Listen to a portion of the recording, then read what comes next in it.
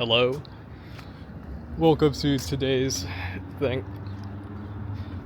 So we're doing the same bit as before, but it's going to take a different route today. I have the Roma 1920 jersey. It's a super simple jersey, but just aesthetically, because it's a template. So PSG, Liverpool had the same mock-up that COVID season, but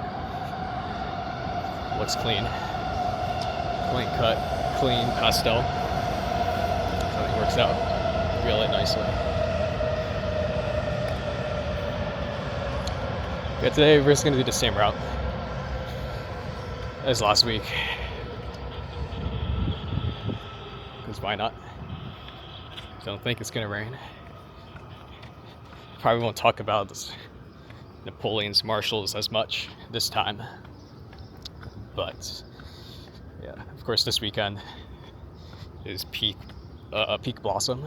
So naturally the subway was busy. And of course, at Metro Center, everybody got off to go to the transfer. But instead of that, a bit too crowded.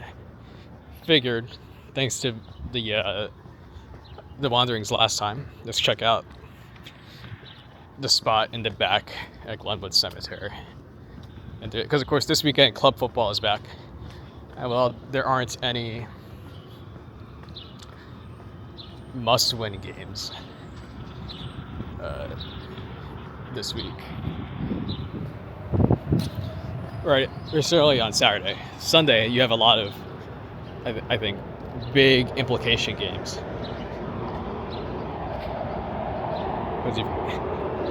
Then you have the morning starts off with a big game in the Eredivisie in the Netherlands. Big implications, I think, for if Ajax will hold on. And in Italy, you've got a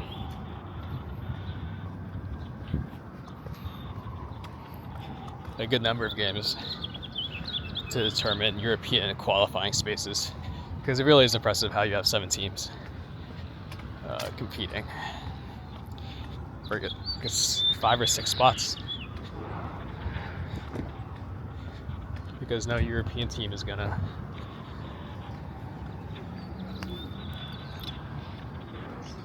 it's unlikely that an Italian team gets the extra coefficient, 1 to 2 spots. Yeah, of course, we'll talk only about football, just saving the good stuff for the nice backdrops. Yeah. I do suppose you can see kind of like the transit-oriented development. So I suppose it's nice that there's no obvious parking garage. Because conceptually, like, sure, you want to incentivize a park and ride. I'm just parroting somebody else's opinion.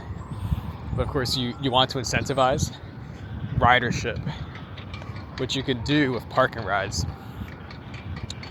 But at the same time, then, you have the issue of, like, that's still a parking garage instead of an apartment building.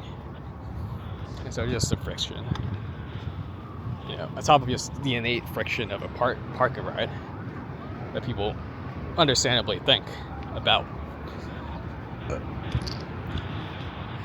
So all that to say that transit-oriented development is good, and it just makes sense. For example, again, apologies if to win. I'm not wearing a mic. I'm not that pretentious. But of course, Ezra Klein's been making his podcast rounds for his book called Abundance. It's hard to disagree with it. Somebody made, and of course, like, the premise of the book is that you need to build, and that Democrats have failed to build, and that, again, all of that is coherent. I'm going to take a wider loop. So all of that's coherent. But the issue is, or the argument someone I think made intelligently, is that, well, it's because of the policies of the Dem Party that created some of those frictions that prevent building in the first place. Or like because of environmental inequity and stuff like that.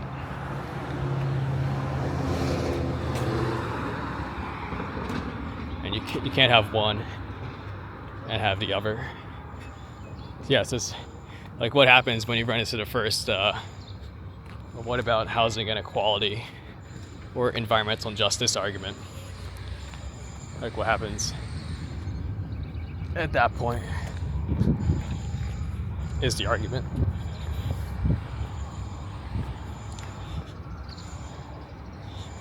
So the point is, and that's probably more of just a critique of just a wide party coalition than anything else, right? Because again, I think it's kind of weird that the country is large and disparate as the U.S. You've only got two parties. To some degree, you think that. There's way more interest. And you just look at how disparate other country polities are. You see a difference. Right. Just look at any other parliamentary system and you see the difference. So, again, I did not make the comment last time because my battery died. But it is always nice, pretty much any modern city in the US, to just see a disparity, just a clear contrast in building stock from your new development to your old townhomes. And then it gets really jarring when you have one new building right next to an old beaten up one. Which again, I'm sure you can connect to housing inequity and injustice and systemic racism if you want. But again, that kind of gets back to then, the inability to get things done. So, but again, bigger problems than for me to ponder. So there we go. Already, we bounced around from football to Ezra Klein's new book. I know people dunk on Ezra because he is, and if you're a nerd, I forget what school he went to. I'm pretty sure he would have went to an Ivy. But if you go to an Ivy and you wear glasses and you're married to a journalist at the schmuck house that is the Atlantic, then kind of get what you deserve. So, on a note about his wife, apparently his wife wrote one of his pieces that argued that credit card points subsidize wealthy users by penalizing or just transferring from poor users. I think somebody else I probably respect more in Patrick McKenzie, Patio 11, made a counter argument. I didn't fully read it. However, I suppose if you have skepticism of elites, I suppose I'll pick Patrick McKenzie, over an Atlantic writer. Huh. I don't know if that counts as peach blossoms. Maybe.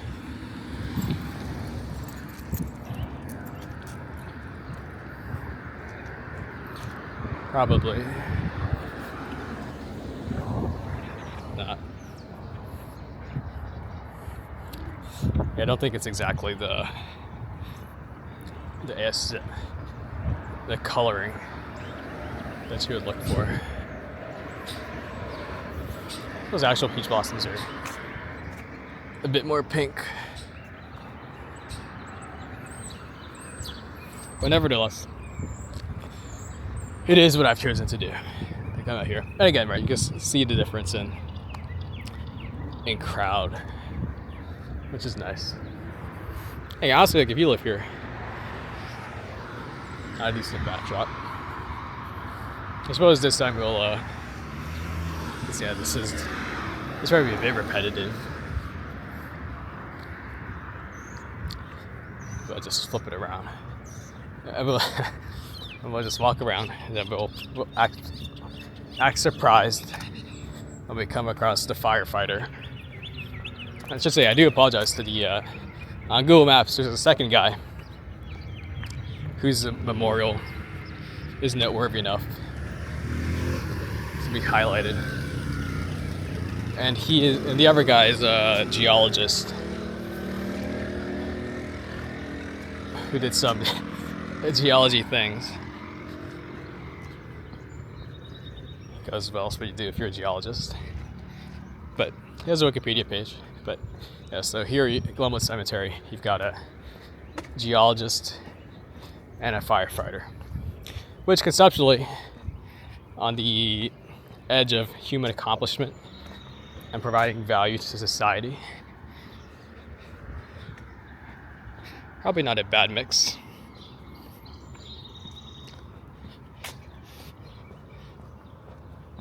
You know, we can't all be a gilded titan like Carnegie or whomever. So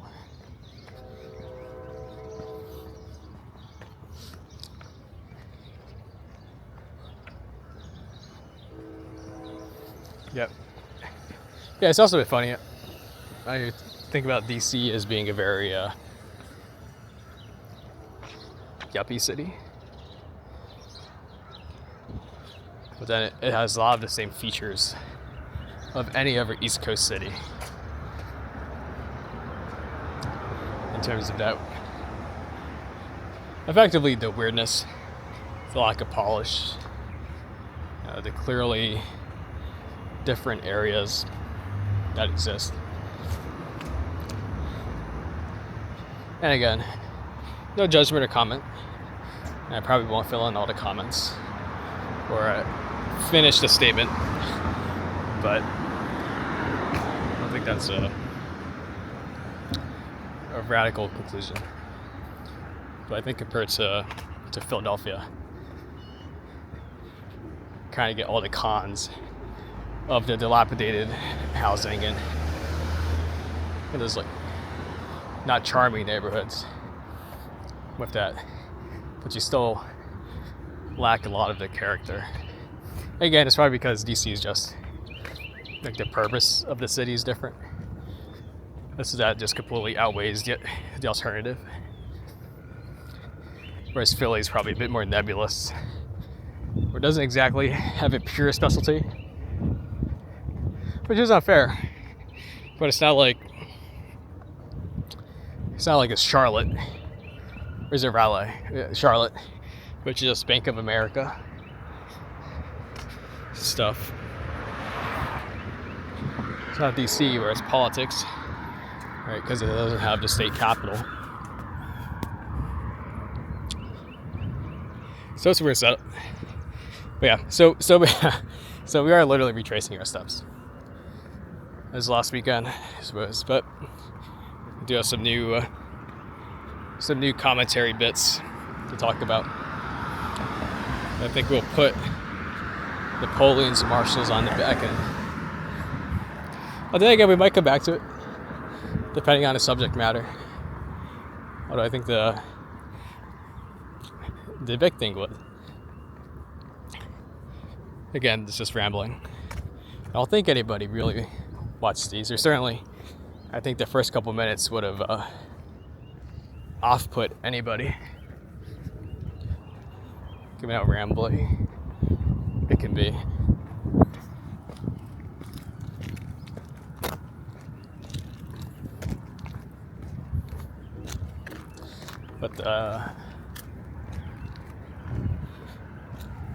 But the goal would be, here we are.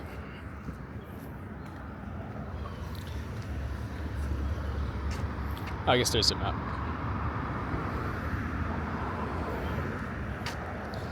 I didn't notice before. I do suppose there's some.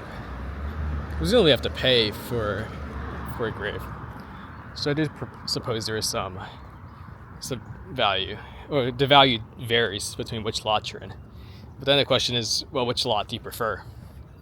You know, like, do you want to be at the front of the house or the back of the house? You know,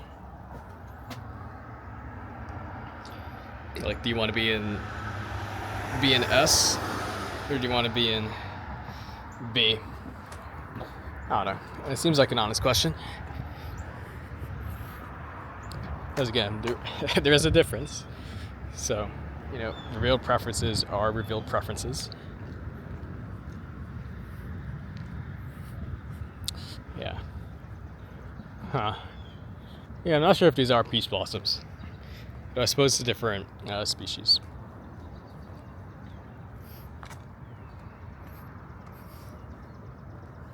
But yeah, I think the big thing, so I wanted to ramble about, I think would be nationalism, and specifically in the context of the USSR. Last weekend, I briefly mentioned how, in the context of General Hoche and his campaign in the Vendée in Brittany, I briefly mentioned how nation building and nationalism is a real thing. Let's get the cinematic shot. The Roma jersey.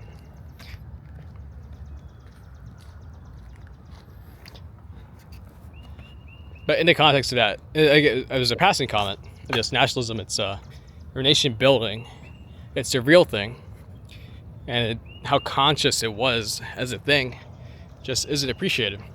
For example, the idea of a France did not exist when Caesar conquered Gaul. I don't think Celtigar would consider himself French. Of course, that's a super silly example, but it just shows that it's a conscious. The nation building is a conscious thing.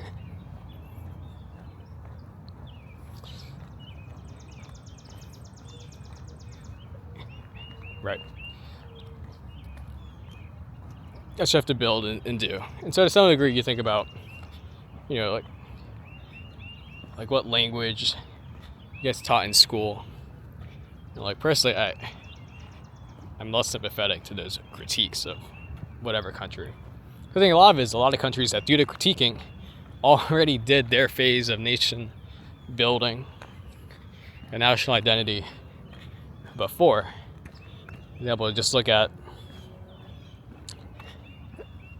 all of the languages in Spain or France or the US that just don't exist, or certainly aren't propagated, right? That's a clear textbook example of that, right? And to me, it's just a classic pull the table up from under you. Like, we can build a national identity that's coherent, that promotes all of these stability and economic benefits, but you don't get to. So that's one implication.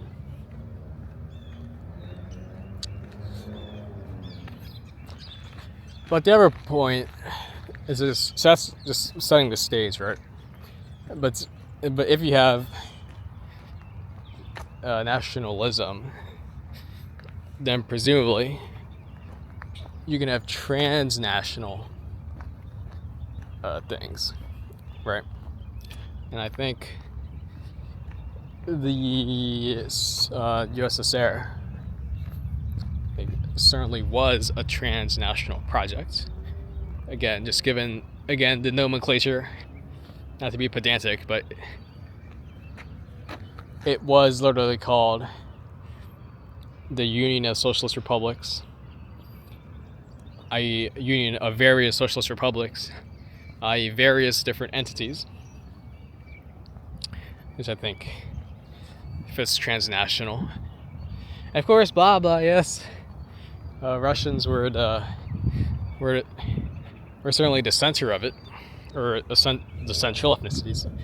I'm gonna make the argument that Azerbaijanis, but then that makes the dissolution, the dissolvement of the USSR all the more interesting then, right? Because then how come the transnational, because if the transnational entity was a cynical project, surely for the benefit, that's a nice grade. But if the transnational entity was for the sole benefit of the dominant ethnic group or subsidiary nation state,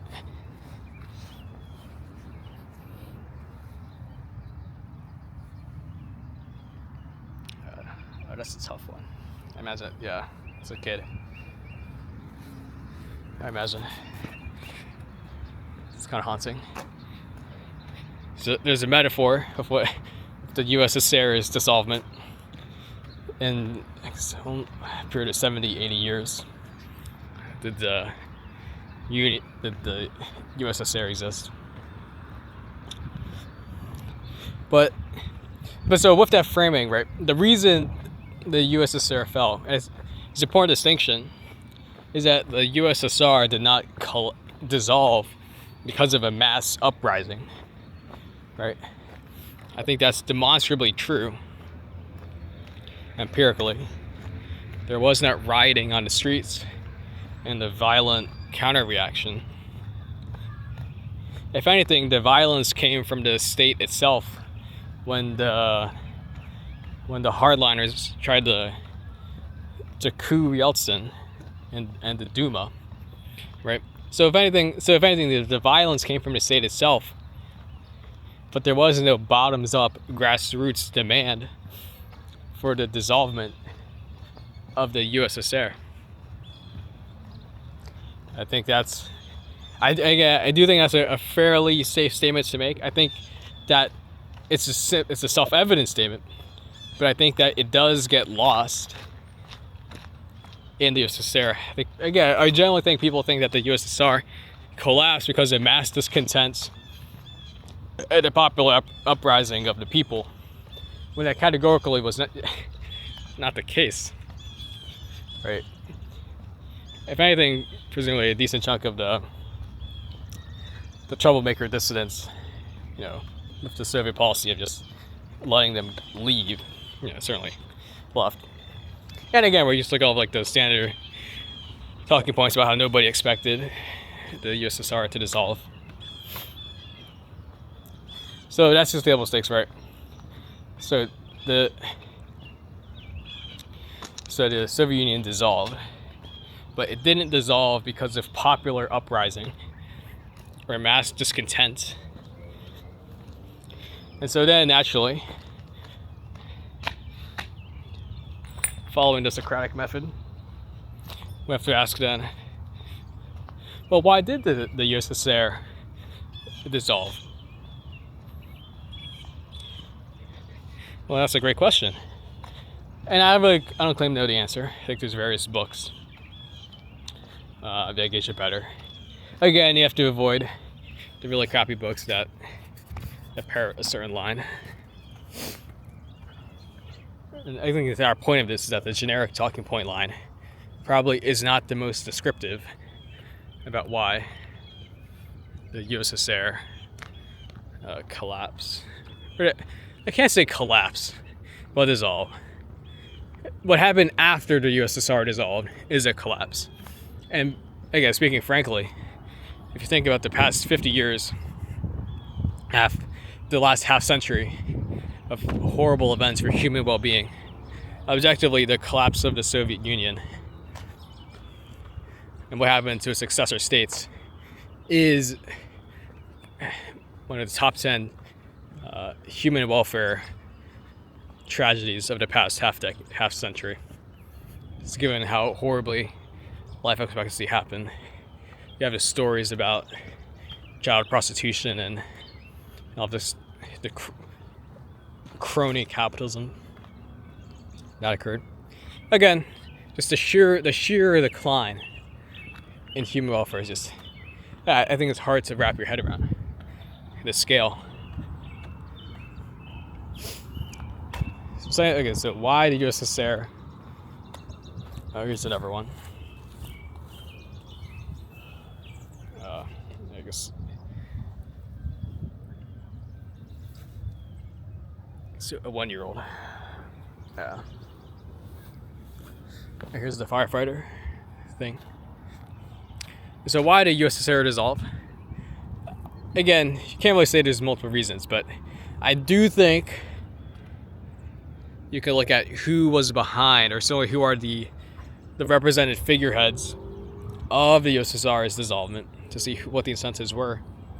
And I think a lot of the credit for the USSR's dissolvement can go to Boris Yeltsin, who is president of this. Again, I don't think people fully appreciate the structure of the USSR, but again, it wasn't a single entity, because you have, again, the name suggests it's a union of Soviet socialist republics. Therefore, you have your sub-constituent republics, which have, so you have the party chief, the man in charge at the national party level. Then you have your individual, again, to belabor the point, Soviet socialist republics. To belabor the point. And so Yeltsin was head of the Russian Republic, of the Russian entity in the USSR. Hey, if you think about the history of the Soviet Union, again, it was undeniably a Russian-dominated entity. But correspondingly with that, the Russian entity subsidized and supported the outerlying republics. Right. It's certainly not the Kazakh republics doing the ones subsidizing Tula or Kaliningrad, right? And to the same degree, then it's the USSR subsidizing other countries in the Eastern Bloc, and you can read about a lot of the economic troubles the USSR faced, or the Eastern Bloc as a whole, was just the issues the Soviets had in just not being able to continue selling subsidized oil and various exports to its fellow communist bloc. And so with that, then you have perception then that, are you as the Russian Republic really benefiting from the function, or your membership in the Soviet entity? Maybe not. So you have some discontent there. So I think that's one thing. And so you have nationalism. You have Russian nationalism that's very present. But that is extremely not to say that there is not nationalism in other republics. And I think the other reason, which again is more anecdotal stuff, but I think it's very coherent if you think about it, is just how, at the end of the day, the USSR was a socialist, communist, a Soviet project. So you still only had the aesthetics of such. And then you do have the principle as such. And even if you have corrupt figures and people, the outright graft and corruption is harder to achieve in such a system, just empirically.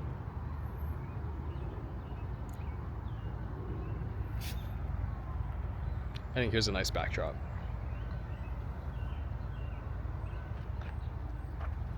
But, so you have that setting.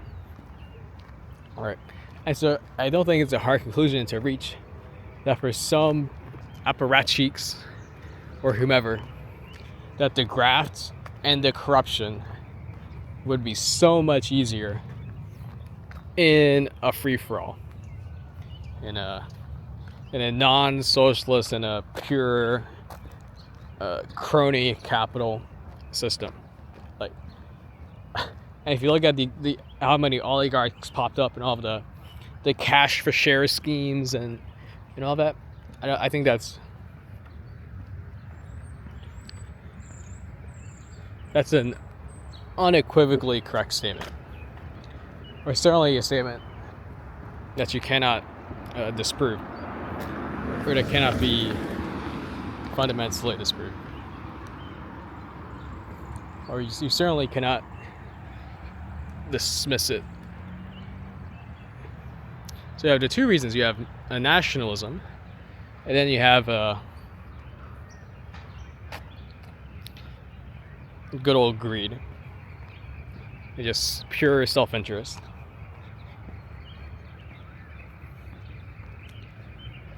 And so the two square themselves in the dissolution of the Soviet state, which allows for nationalism to manifest itself, right? And then B, for all these crony elements to take advantage of the opportunity. I think in 2020, in Ukraine, in Kiev, in that famous huge statue where you have like the lady with the hammer, or it's that famous lady, kind of like the same aesthetic as like in Volgograd or contemporary Stalingrad, like that. Like a victory statue, and of course on that, being from the Soviet era, it had a hammer sickle or something certainly representing the Soviet project, which again the Soviet project is, I would argue, I think it's a moderately non-controversial statement. The Soviet project was a transnational project, again given the nomenclature, and again given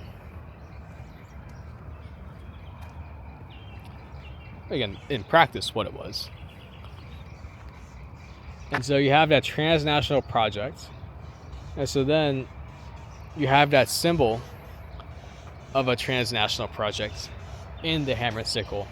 And then in Ukraine, what they did was they tore down the hammer and sickle, and then they replaced it with a Ukrainian trident, which it happened 30 years after the collapse of the Soviet Union. But has there ever been something so on the nose? Like that is so on the nose for what happened to the dissolution of the USSR. You have a transnational project get dismantled for nationalism, for unbridled, simplistic nationalism.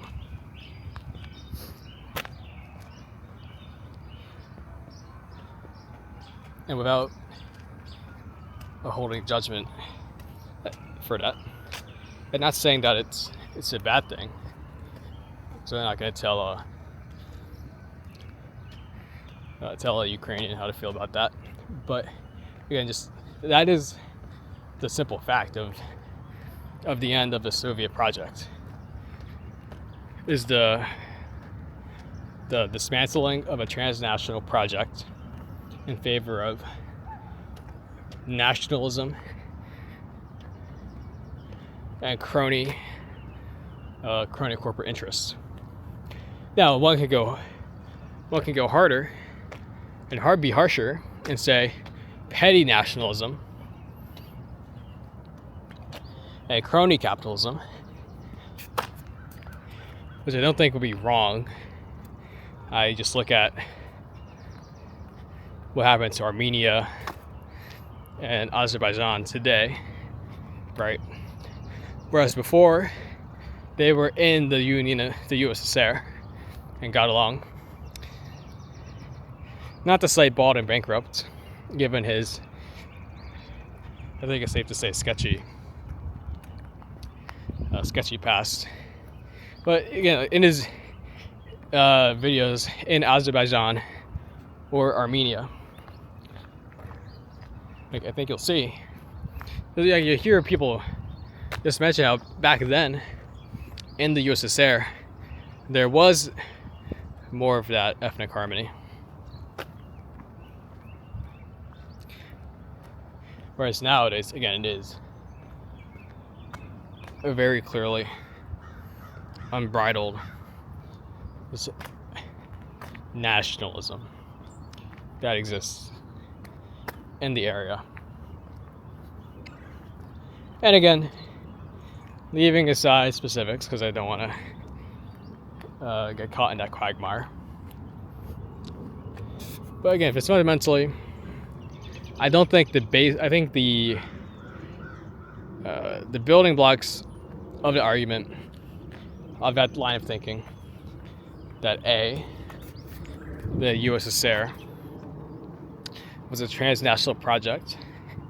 I don't think that's a radical statement to make. And then that transnational project ended because of petty nationalism and crony self-interested motivations. I don't think the fundamental building block of what the Soviet state was, and secondarily, why it ended. I think that's a pretty self-evident setup. I'm not sure what, and again, I don't think, like, the other argument you can make for the dissolution of the Soviet Union was, again, mass discontent, but empirically, you just didn't have mass, certainly to incept it, to start the sequence of events. You didn't have things to support it. You can certainly look at various referendums that were held, again, later, that showed a desire to have remained part of the of individual republics, to remain part of the USSR.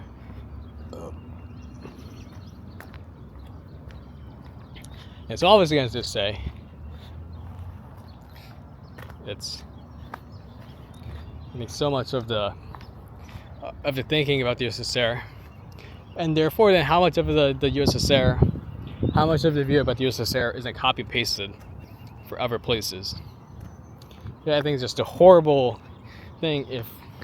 I think if you just don't understand, we just don't pause to think about what actually happened, because the collapse of the USSR, the lessons of it and the implications of it are completely different if you have the infantile view that ended because of mass discontent and a popular grassroots uprising, whereas if you have, I think, the much more empirical and reasoned conclusion that it ended because of petty nationalism and ethnic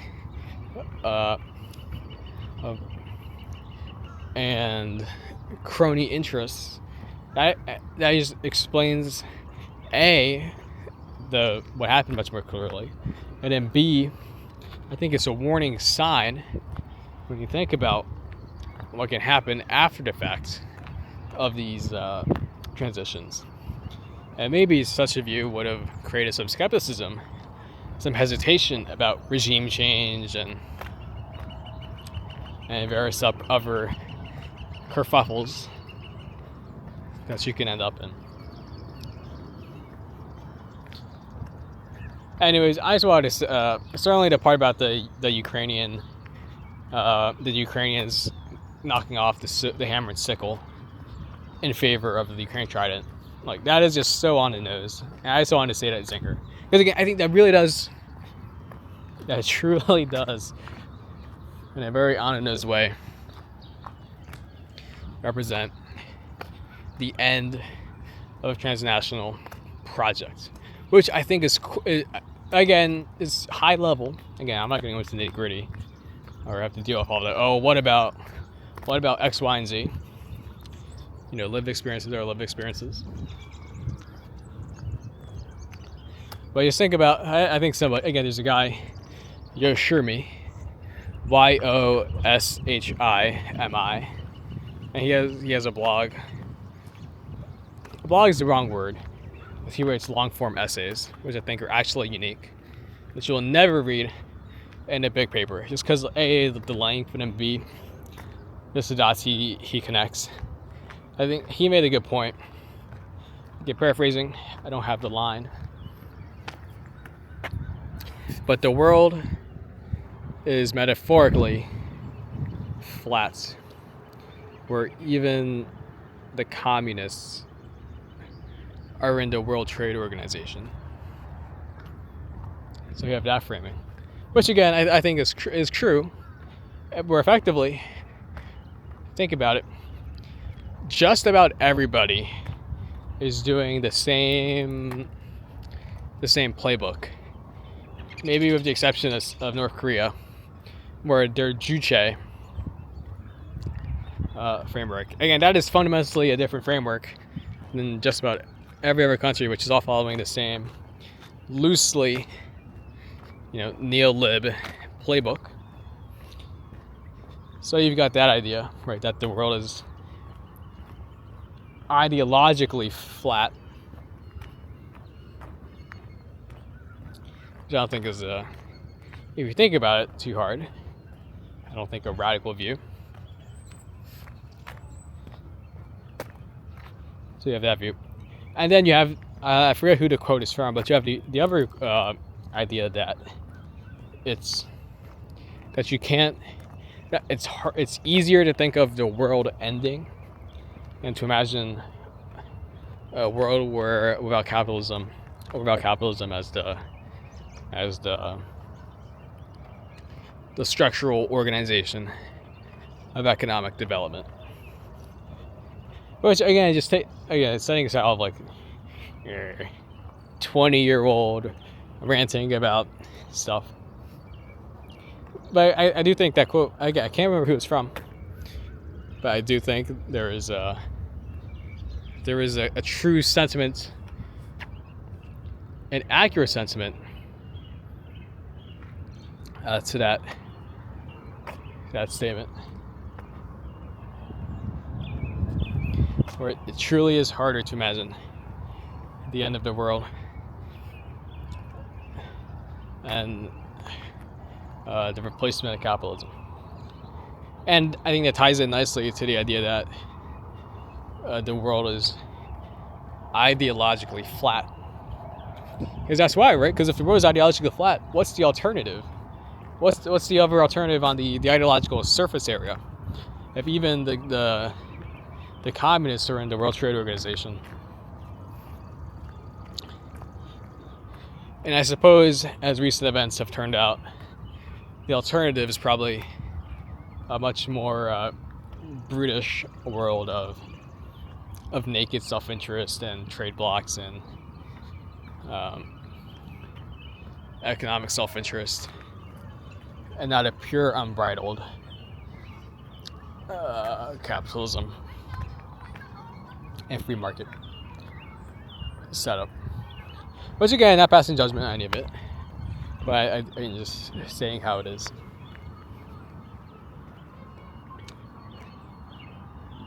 That is what it is.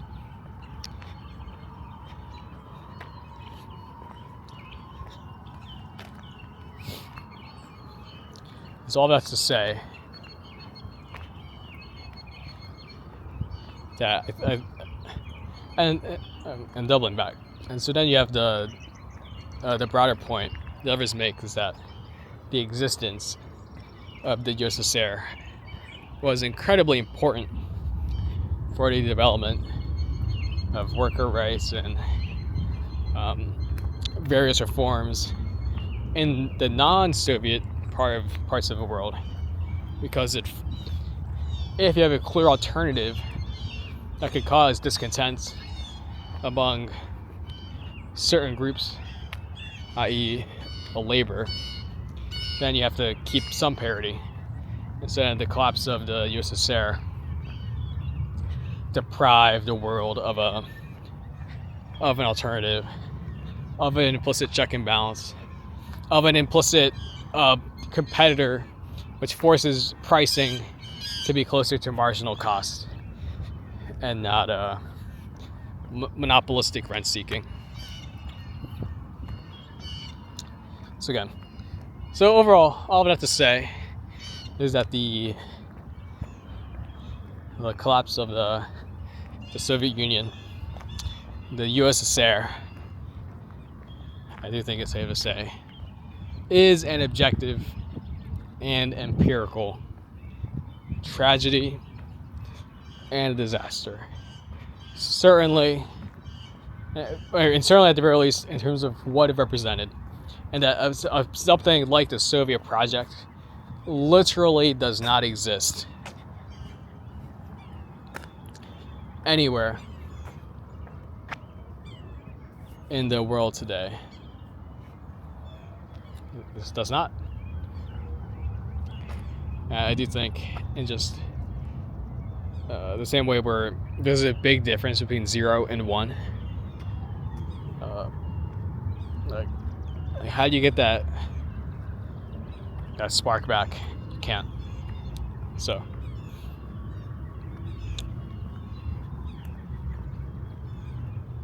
that's on that story. So again, USSR, transnational project that ended because of nationalism and crony self-interest. If you disagree with that, I'm not sure what your other reasons would be for it. Mass discontent. I don't think the protests. Show me some footage of protests that precipitated Yeltsin. I don't think Yeltsin was motivated by any protests. I think Yeltsin saw the writing on the wall and knew there was enough discontent in the then Russian Republic to dissolve the Soviet Union and become the Russian Federation, and then convert the Ukraine into Ukraine and every other constituent member of the USSR into its own national entity.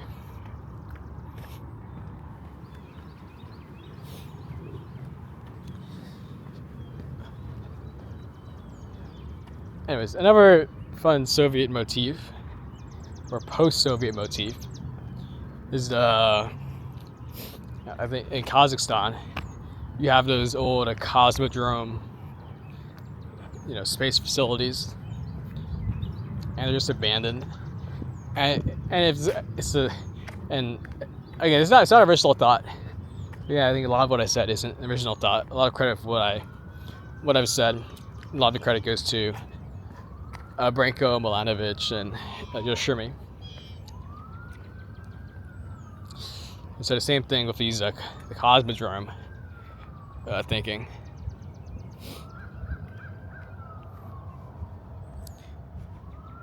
Let's get a static shot. But with the cosmodrome, right, it's just this, literally sending people to space. just an incredible thing. And then it's just there, lying abandoned, because the state capacity to maintain such a facility or to do such things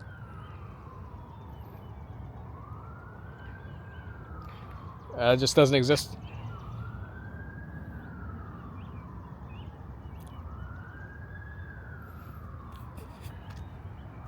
Which is, I think, again, just a huge travesty.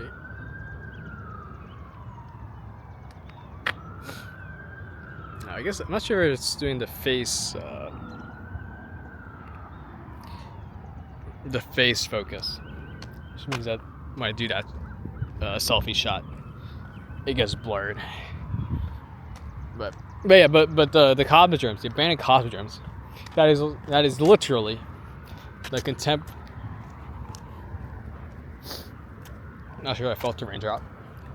That is literally the contemporary version of what Roman ruins must have seemed like. Like, literally. Like huge aqueducts and city plazas that the society of then literally can't replicate. Again, just as literally the 21st century equivalent. So that's Glenwood Cemetery I checked out because of the blossoms, which I'm not sure if those were the cherry blossoms of the National Mall. I'm also not sure if it's raining. I felt some raindrops. This DJI camera, it's not explicitly waterproof. And I don't think it handles well with water. So we'll see. I don't think it's supposed to rain. But who knows? And so that is St. Mary's Cemetery that we checked out last time.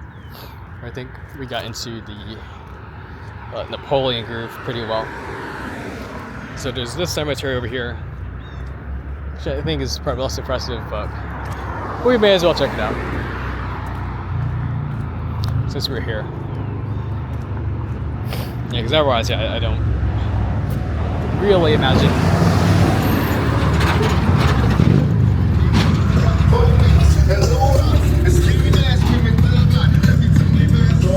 myself coming out this way with this part.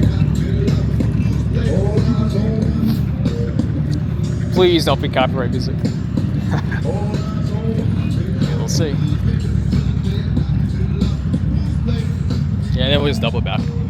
Because it is getting late, and there is some, it's not a great day for football, but there still are some interesting games.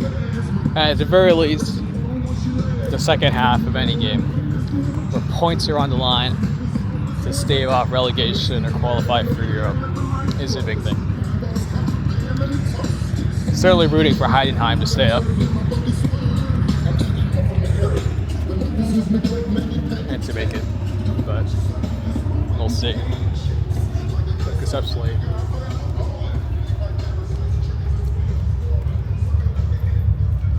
they would have to fight against I forget who, like Bochum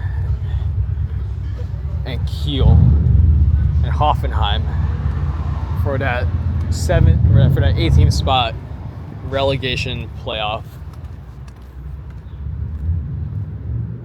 That'll certainly be what they have to play for. It's supposed to be raining. I think we're fine to check out this other cemetery.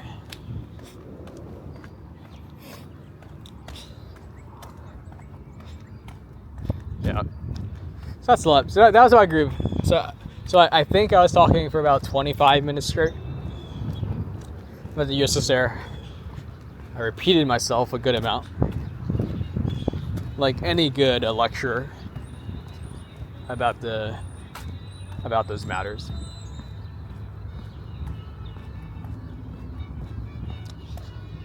So I shan't complain about that.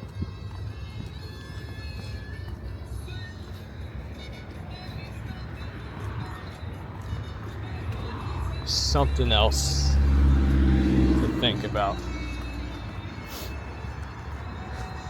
And somebody else, since we're on the topic of nationalism and therefore by extension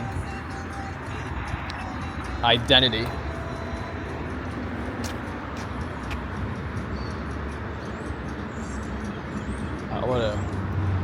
what a loud part of town.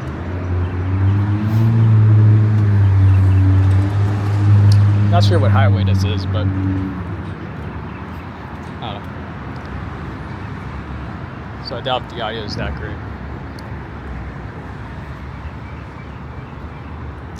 But I think it's today. You have Nice at home versus Monaco. And so it turns out that there was so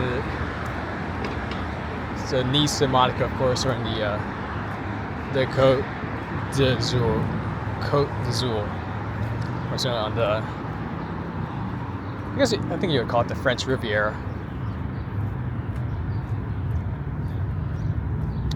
And so you have this, so it's, I wouldn't call it a derby, but I think you could, if you wanted. Okay, here we are. Prospect Hill Cemetery.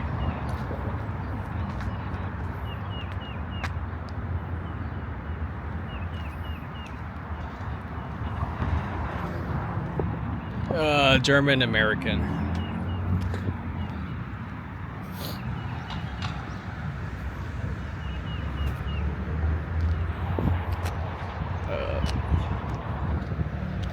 So where was it?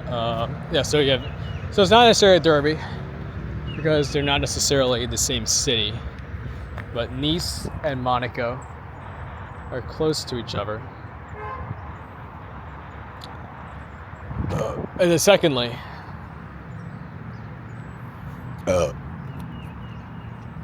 and of course you have the wrinkle where Monaco is not necessarily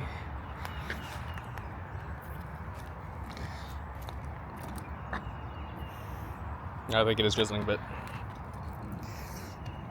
you have the additional wrinkle of Monaco not being part of France explicitly, which is a fun wrinkle because it's not like Andorra is part of the French football pyramid.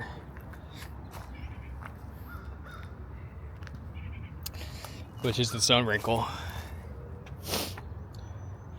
Yeah, and I think there's a foot mob article which put it well, where you have Monaco, which has, again, Monaco, right, I think it's relatively uncontroversial statement to say that it's a playground for the rich. Crucify me if we have a Monaco defender. I don't think it's always a funny idea of like who's the one that does the commenting on YouTube videos.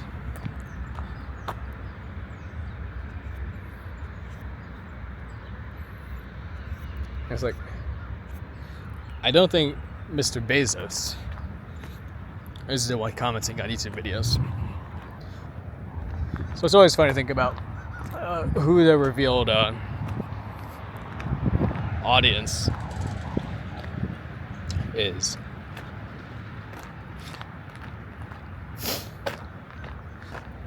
Because you have Monaco with like a half-empty stadium most of the time. Right. Again, right, because Monaco, it's just a weird. It's like you look on a map, it's super small, right? You don't have to zoom out far to see the edge of the jurisdiction.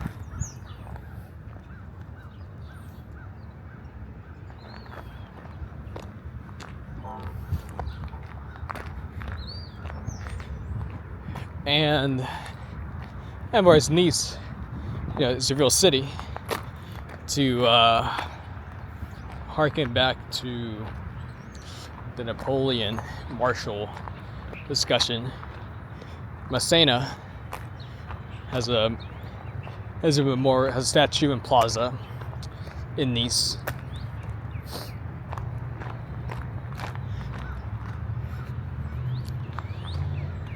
So that's a fun thing.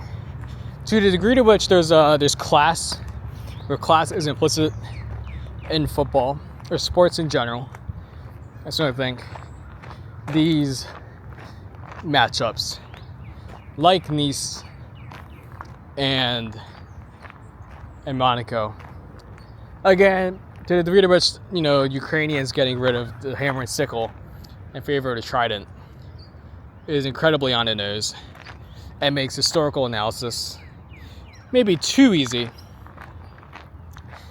The same thing can be said for these derbies. The same way that Paris Saint-Germain and Marseille represent a very clear debate. There's only context between the capital and then the dominant city far to the south, which again is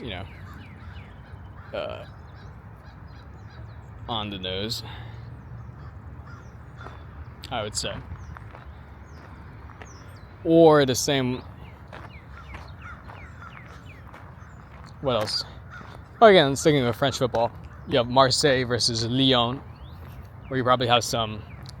I think the perception of Lyon, Olympique Lyonnais, is that's a very classic French city, whereas Marseille is a very immigrant from North Africa, Sub-Saharan Africa vibe to it, which has its own subtext for contemporary French identity. And a broader thing, right? You look at, you always see this tweets about, like, well, the French national team, it's non-traditional French backgrounds.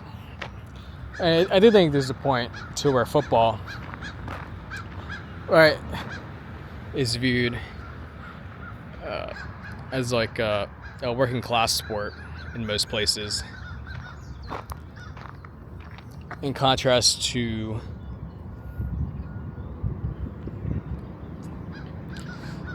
other sports. And the U.S. is a bit weird, where football is viewed differently than American football. With American football being the working class sport, with soccer probably being a bit more uppity. And again, and so the point in France is that, well, the French rugby is the more upper class sport. And I think that dynamic is also true in the U.S.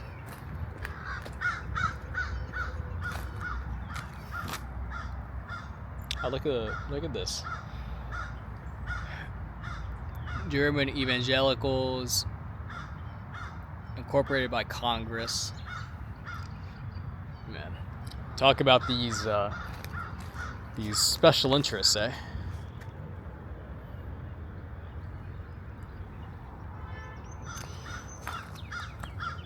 So that's that.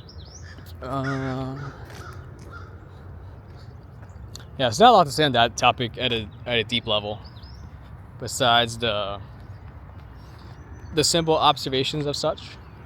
And I suppose to round out this pleasant Saturday morning stroll, let's talk about other derbies that I enjoy, right? That I think about. The Shanghai Derby between Shanghai Port Shanghai Shenhua. So it's good. Yeah, I think Chinese football fan culture is actually pretty vibrant. I think if you compare the ultras section, okay, it's ultras are ultras, and I think deserve a lot of respect and are overly frowned down upon. I think some of your North Africa stuff, like your Casablanca, Wydad versus Raja, I think is impressive. And I do think like those Moroccan or Tunisian tifos are slept on. And it's the pyro shows they can do. Your Brazil derbies, I think, right? Again, think about Brazil, right? It's a huge country, but again, it's kind of like Australia in that it is concentrated in cities. And so one of those maps where it shows it has the columns to show population density, I think would be great. Because I suspect it would be very similar, like very spiky, is the conclusion. Nice period piece, warning sign. Yes, just 2 nights ago. Was the last night? I think last night. No, 2 nights ago. There was the Corinthians versus Palmeiras for the state title. And you had a great shithousing by the Memphis Depay, where because Corinthians, it's 2 legs in Corinthians, so this game was 0-0, but Corinthians had an aggregate lead. So yeah, great shithousing from Depay, who just stood on the ball to waste some time, and it started a big scuffle, and a fan started throwing pyros onto the field. You can feel the ambiance in the stadium get louder. And it's one of those things where it makes you wish you were there. That type of thing. Yeah. So, and the point of that is that because it's so concentrated, Brazil, and it's not like football, into these certain cities, you just have a lot of derbies. Or matches that could be construed as I see a no trespassing sign and I walk away. But I suppose I would be incriminating myself if you're watching this. I'm not sure where that leads to. I don't think it leads to a cemetery. But yes, I think in Brazil you have some good things. You have Santos Corinthians, and Rio. In Rio, you've got Flamengo, Botafogo, great stuff. Of course, in Italia, you have the Derby. Again, I made this one before. It's not the Milan, like the Italian naming of it is not the Milan. It's not like the Derby di Milano. It's or certainly like it's not only referred to as that. I think it's also referred to as. It's also referred to in reference to the.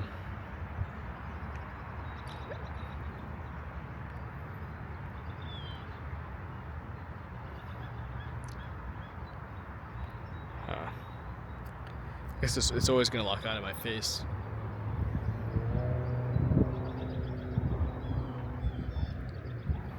I guess the best we can do is just get my hair. But it's just, okay. So before we finish the Milan point, and of course we have with the Roma jersey, the Derby de Capitale between Roma and Lazio, maybe Razio or Nazio, which is great. In the